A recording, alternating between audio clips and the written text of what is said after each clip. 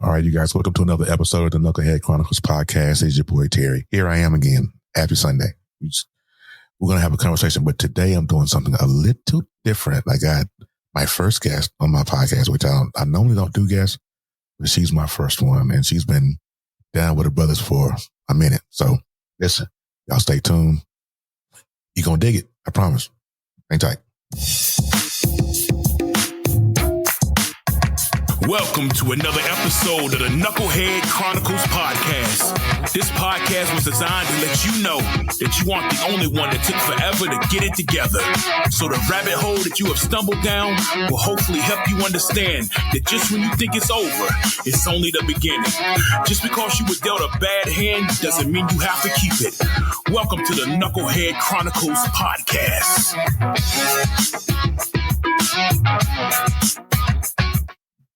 All right, and welcome back to another episode. Again, it's your boy Terry, man. I'm just trying to make it through one more day.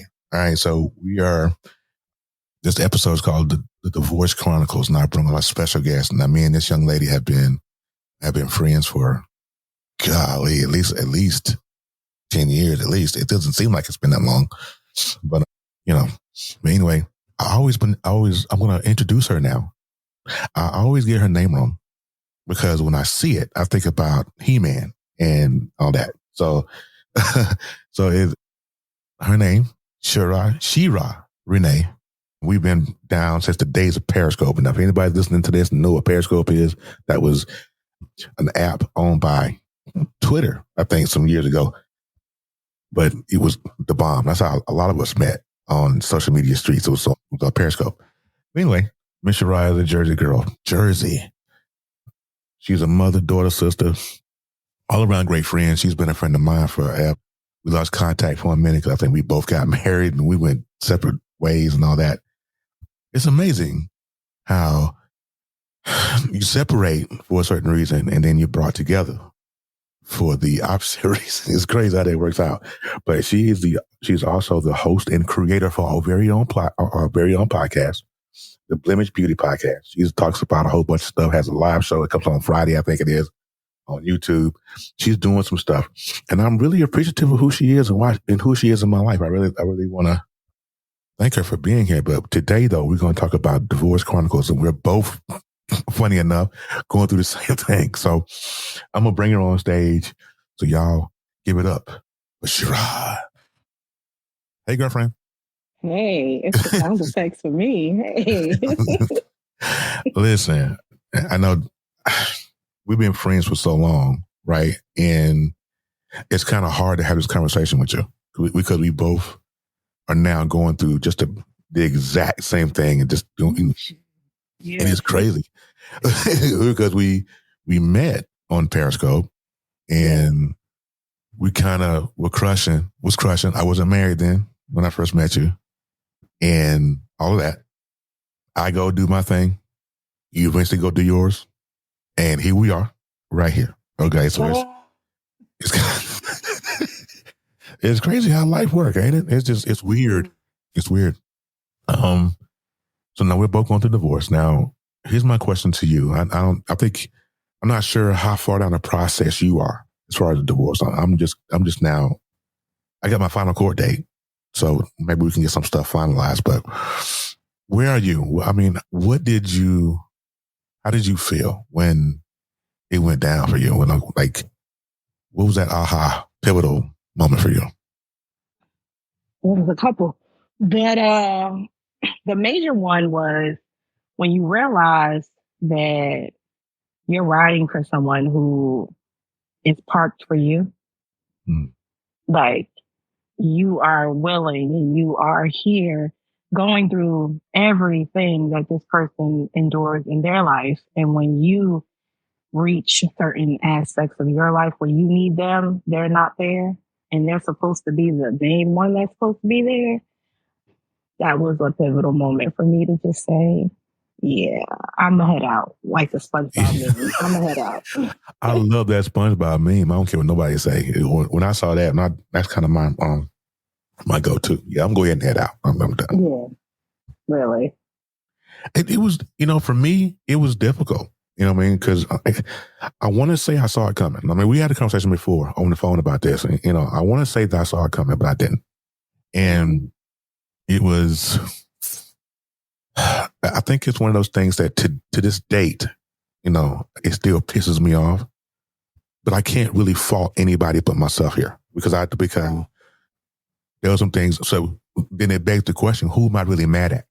You know what I'm saying? I really can't be mad at her because she was just reacting on what my choices, right? Mm-hmm. So am I mad at me?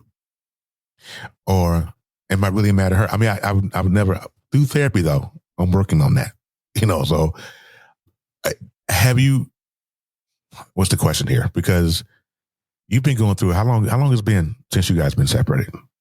2 years. 2 years. That's a long time. I think the rules are a tad different in Jersey versus Missouri because here, this woman declared divorce December the 2nd. Our asses were in court January 22nd. Yes. But I had to, you know, I was like, this is too fast. This is not happening. And the thing of it was that she caught me at a bad time because when it hit me, it affected me more than I thought it would. And so it put me in a dark place. Anybody that's been listening to this long enough, they'll know it put me in a dark place. And I would have given her just about everything I had because I was just naive, emotional. Not even close. I think she was counting on that. And I was like, you know what? No, we're not doing this today. You know, so eventually I woke up and I had to go back and file some motions and go to the judge and say, hey, I don't agree to that. I don't agree to this. Now I gotta, and she was like, well, this is what you got to do. Funny enough, I just got my letter the other day to give me my final court date. And the judge that was doing it before has since retired. So when we go to court on 23rd, it's going to be a whole nother commissioner up there behind the gavel. So I don't know. Is it a male or a female? It's a female still. Come on, man. It's a female still. I was hoping it was a dude, but no. I mean, not that it would matter because right is right and wrong is wrong. And you still can't get blood from a turnip. I don't care what nobody's saying. You can't do it. So I don't care who's behind it. That's why, and people ask me all the time, you don't get the attorney for what? This is not a civil matter. It's a thing of, you know, this is the money that I make a month. This is what I can afford to, I mean, it's not about what I can afford to pay. It's about what the court deems necessary. So let's move on because we talking about me. I don't like me talking about me like that. I suck sometimes, you know, for real. And so as we were preparing for the show, and I was asking you last night, I was like, what our subject was going to be and what we're going to talk about. And you gave me a whole list of stuff that we're going to talk about on this podcast today. Okay. First thing we're going to talk about navigating through it. Okay. Going from we together, we doing it one day to the next day. It's what the hell just happened? You know what I'm saying? So what did that look like for you? What did that look like from the time?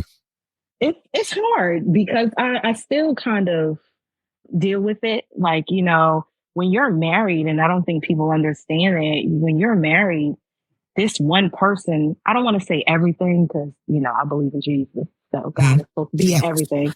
But when you are married, like this person is your go-to for everything, like every emotion, whatever is going on in the world, like that's the first person of contact, basically. Yeah, absolutely. So it's hard to navigate from this person being your first person of contact. And then you try to pick up the phone and realize like, oh yeah, I can't call them. Like that. So now I gotta, what I'm gonna do now? Okay, I gotta figure it out myself. So that was the tough part for me. Yeah, navigating was a bitch. Yeah. Oh man, navigating was a mofo. I was like not ready, you know, and the adjustment that I had to go through still affects me to the day. And it's not even, you know, it's been a few months. I mean, I'm not out of the woods, or I'm not healed from it by any stretch. But it was when I first moved in, because first of all, you know, I've been living in one address for 10 years, or I've been with one person for whatever. We've been in Missouri for the last 3 years. And to wake up in a different place. When I first opened up my eyes and I was in a different place than what I'm used to, that was a struggle for me. Because I'm like, even though where I'm living, I have a cool roommate. All that. But waking up in his home and these four walls I'm not familiar with, my son's not there. That was hard. That was hard. And some days I don't struggle with that now. Not so much. I still do every now and then. It's one of those. But I was just amazed at how quickly things change and turn, and you have to adjust on the fly. I mean, it's not like you can't prepare for it. It's just right. You just got to move, and it's like, okay, I'm learning how to move on the fly because I didn't know how to do it before because I've always had someone else to do it. I had someone, to hold my hand, but now it's just me, and it's like, okay, it'll change the game up. So, SheRa, are you seeking any kind of therapy behind this? I've done life coaching. That was first. Okay. And kind of to just get me, a frame of where I wanted to be and what I wanted to do. And that kind of helped me recenter myself, right? Mm-hmm. And then give me that affirmation and the confidence that I needed to push forward. And then after that, that's when I did the therapy. So I definitely took advantage of therapy. Mm. Do you think, be it that I did a podcast episode the other day, and I was saying about, I think it was called Delete the Number. That was the name of the episode. And I said, it's amazing how after something as tragic as going through a divorce makes you who you are. Like you go through all that and you found yourself after this. You tap into your strength. And I'm like, okay. Now, I remember a time when on Periscope, I couldn't get you on camera. I couldn't get you on camera. I couldn't get you to say nothing. I couldn't get you to do nothing. But now, you every darn well. Like I'm trying. I'm trying to be busy. And I'm like, okay, see, and when I said that line in that episode, I thought about you. That was the reason why I said it. Because I said, because when you tie yourself to someone, you lose yourself. You literally lose yourself in people, and that's what happened with mine. Is that when I was doing this podcasting thing, and then she really wasn't supporting it like that, I kind of went, okay, let me let it go. And then I lost myself in it. But I know that being behind the mic is what makes me happy, right? Right. But I look at you, and you're kind of what's the word up here? I don't want to blow your head up, but what? I don't want to blow your head up. I don't want to be like, I'll be talking, you say something crazy, and I gotta be like, hey, bro, come on now, dog. Come on, man. So I don't want to do that. So I just want to. It's the sound effects. They queued up. I love it. I mean. So yeah, grateful for you and your growth in this, because you could have bowed out easy, and I could have bowed out easy, but now it's like, we got this. We're gonna fight it. We're gonna fight right on through. All right. So moving on here. I suck. Moving on here. Okay. Let's get into co-parenting. Okay. Let's get into co-parenting. See, that's the reason why the editing is going to be important. Because I'm going to go in here and delete all that. Co-parenting. I'm struggling in this area. I don't know about you. Because you guys have, how's Nasir now? He's 4. 4. My son, he just turned 7 yesterday. But I had him last weekend, so I celebrated his birthday last weekend. Mm-hmm. So what does that look like between you and your ex, the co-parenting? How far are you guys from each other? That's probably another thing. We're in 2 different cities. Well, yeah, we're in 2 different cities. So it's not far, maybe like a bus ride or 2 from each other. So co-parenting has been good. At first, it wasn't. But now we have navigated to the point where we kind of work together, specifically because my job is flexible, like the scheduling. Uh-huh. So that's one of the things that was hard to navigate with as well, because when you're married, you automatically have one household. So if I have to work, my baby's already in the house with someone.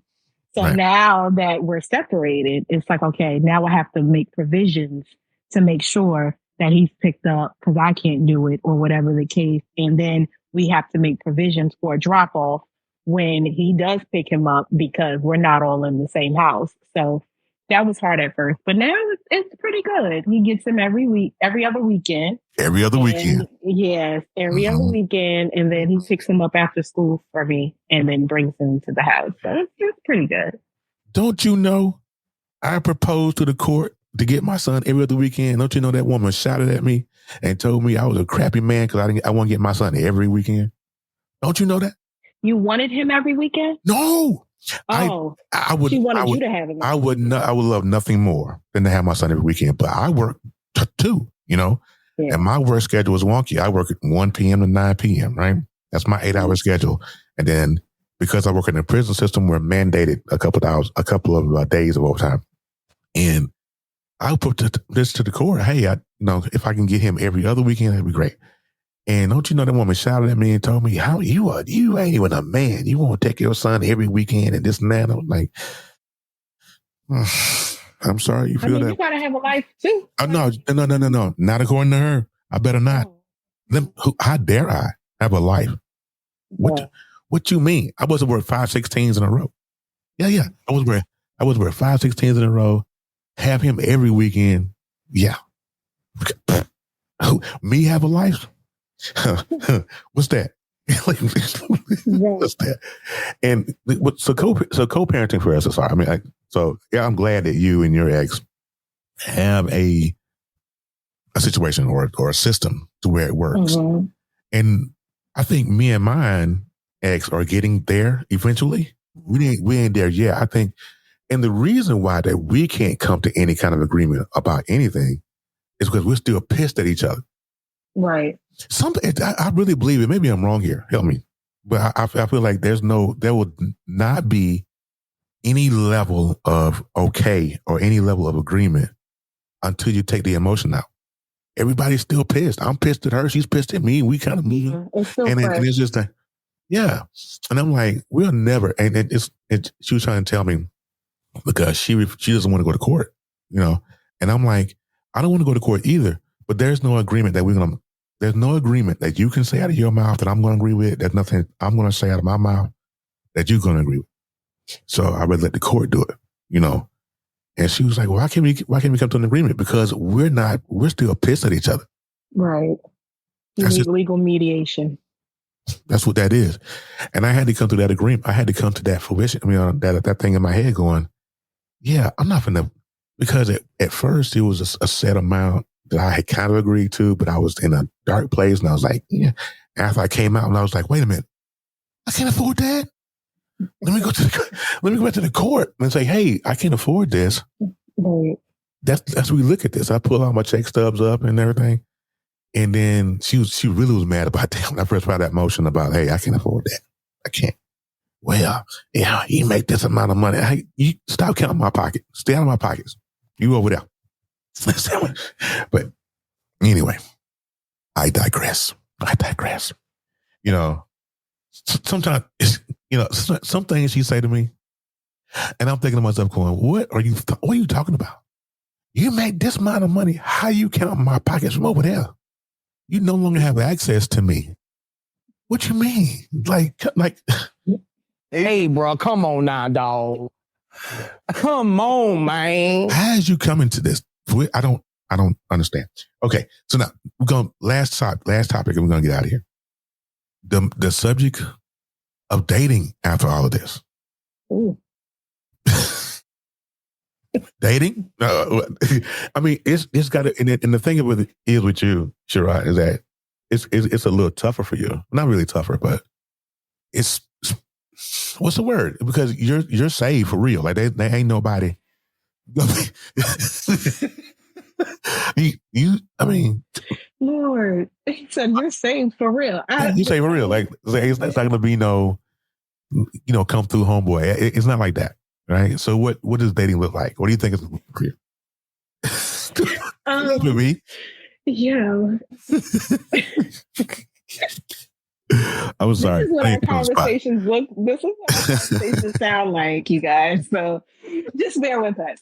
But yeah, no, dating is it's interesting because so much has changed, and we've been out of the loop for over 5 years.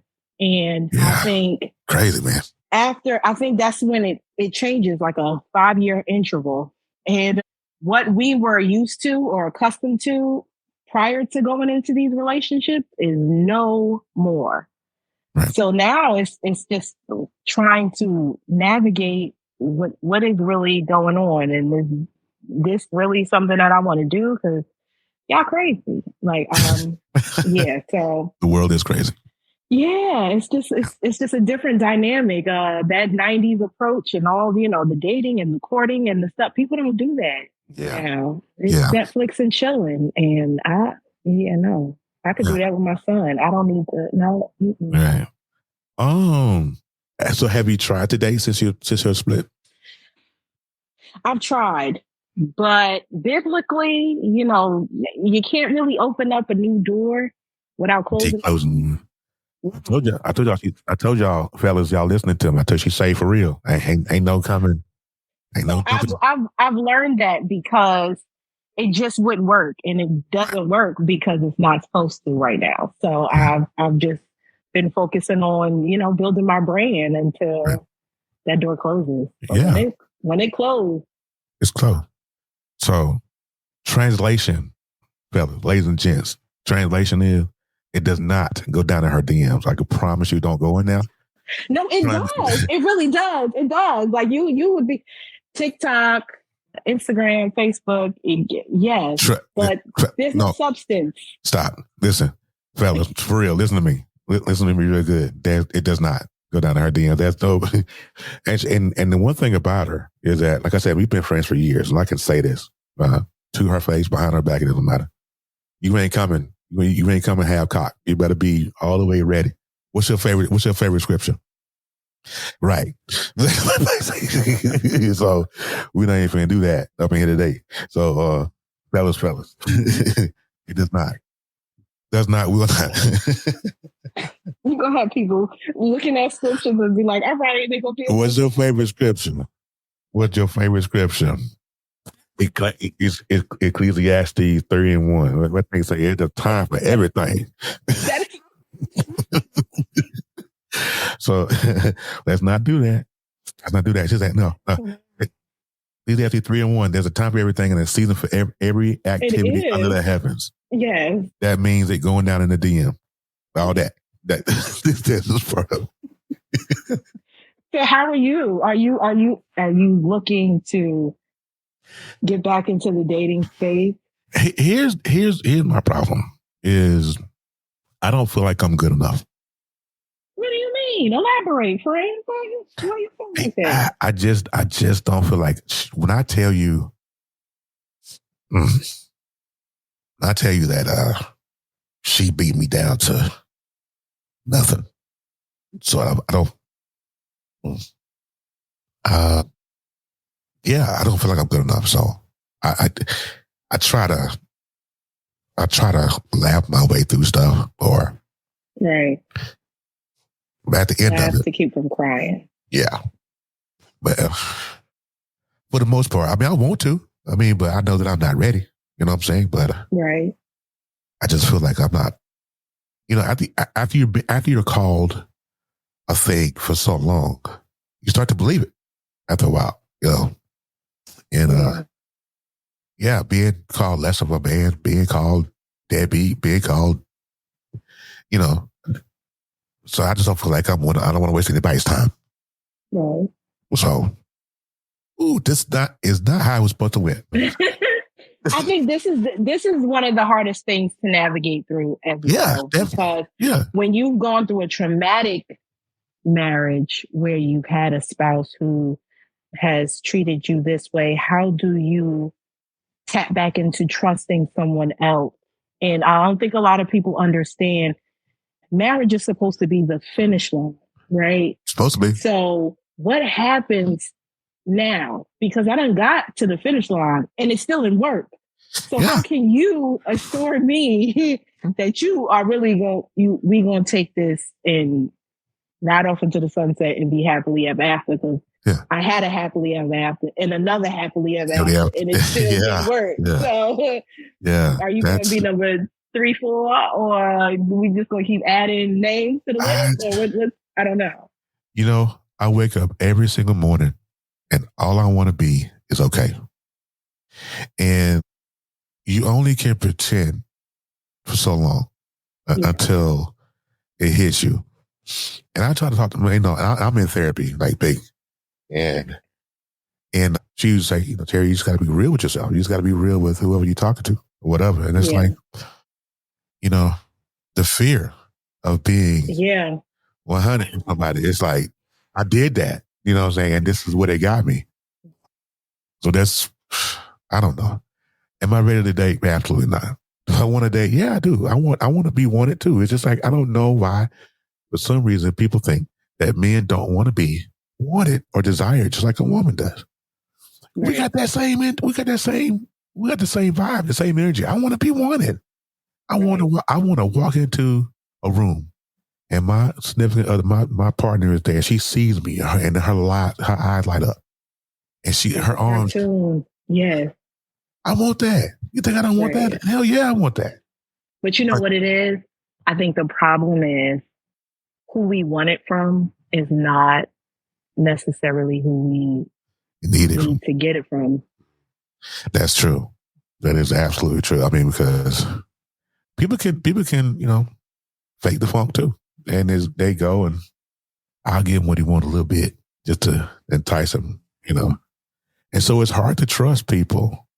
So how do we trust people? How do we move? How do we get to that level of trust with people after going through this? Yeah. I mean, we gotta look in different spaces, because if you're looking on dating apps and all the things, these people are looking to gain something without knowing who you are to your core. And 9 times out of 10, most people will say, like the ones that are married happily, let's say that word, happily. Yeah, there you go. Yeah. They'll say, my husband was somebody that I wouldn't, or my wife was somebody that I didn't expect. I wasn't looking for him or her.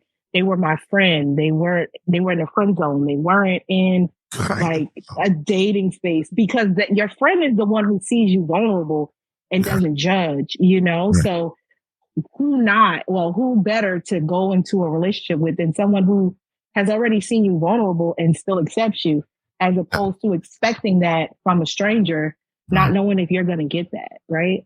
Yeah. Yeah. I mean, it's just really crazy. It really is crazy. This whole situation, I hate divorce, period. And somebody asked me a while back, when this first happened, would you get married again? And I said, no. I would never get married again. But at the same time, never say never. God has, if you ever want to tell God, you ever want to make God laugh, tell him your plan. So I don't know. But it's hard. It's navigating, it's co-parenting, all of this is new to me. And I just, again, another episode I did one day at a time. That's all I could do. That's all I got. 24 hours to try to make it make sense. And some days it makes sense. Other days it don't. It really don't. But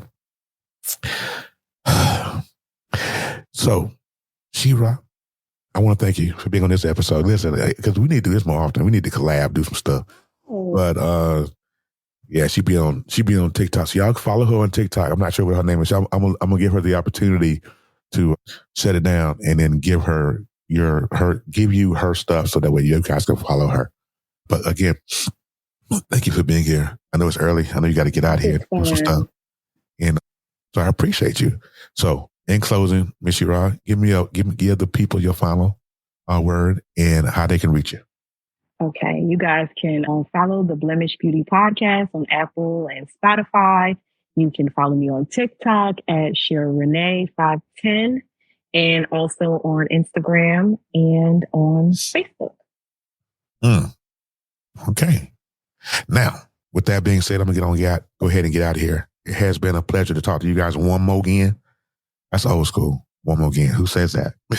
You telling your age. I know. I'm always saying, one more again. All right. So you guys have a great rest of your day. Have a blessed week. And remember that God loves you, but I love you more. I'm sorry. I love you, but God loves you more. Have a great day. We'll see you next time. Oh, not that one. Not that one. Thank you for listening. I hope I didn't fry your brain too bad. Come back through and give me another chance. You can listen on all platforms and visit us at knuckleheadchroniclespodcast.podbean.com. Until next time, in the words of the incomparable Jerry Springer, take care of yourself and each other.